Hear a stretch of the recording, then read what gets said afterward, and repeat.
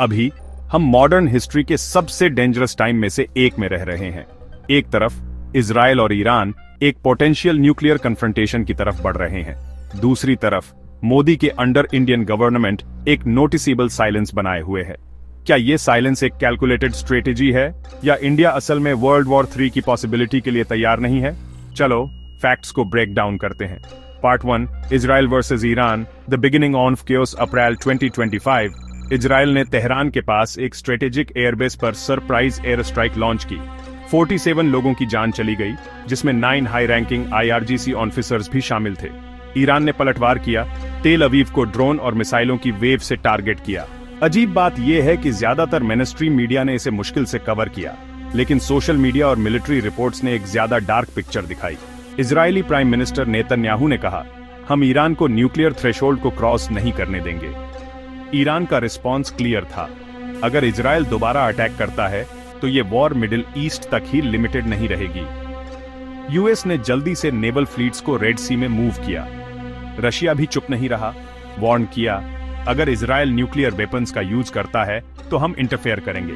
ये अब सिर्फ एक सिंपल इजराइल ईरान फाइट नहीं है, ये एक प्रॉक्सी वर्ल्ड वॉर का प्रीव्यू है।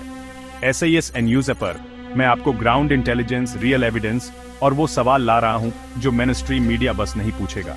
ये है सच, ठीक आपके सामने। Part 2, science on world war 3, NATO, BRICS और the super power divide. Russia Ukraine war अभी भी चल रही है। चाइना और ताइवान के बीच टेंशन दिन ब दिन बढ़ रही है। ब्रिक्स चुपचाप एक नई ग्लोबल करेंसी लॉन्च करने पर काम कर रहा है।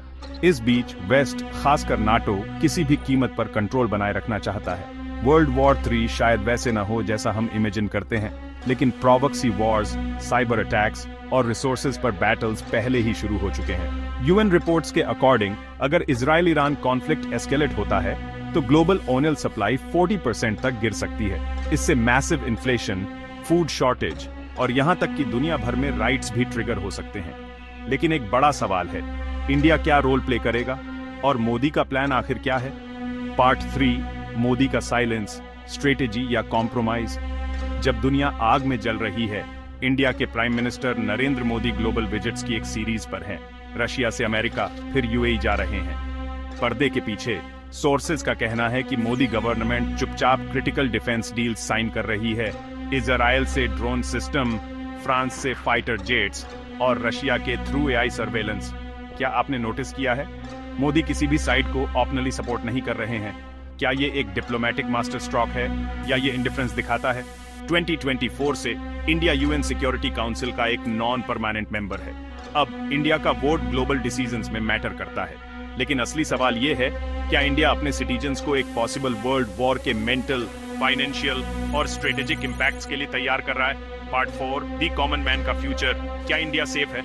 अगर वर्ल्ड वॉर 3 होता है तो ये हो सकता है, पेट्रोल RS 200 पर लीटर हो सकता है, स्टॉक मार्केट्स क्रैश हो सकते हैं, स्टूडेंट्स के फॉरेन ड्रीम्स होल्ड पर रखे जा सकते हैं और एक एम्प्लॉयमेंट क्राइसिस बुरी तरह हिट कर सकती है।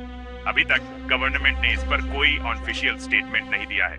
क्या वे पब्लिक पैनिक को अवॉइड करने की कोशिश कर रहे हैं या कोई हिडन प्लान है जो हमें अभी तक नहीं दिख रहा है?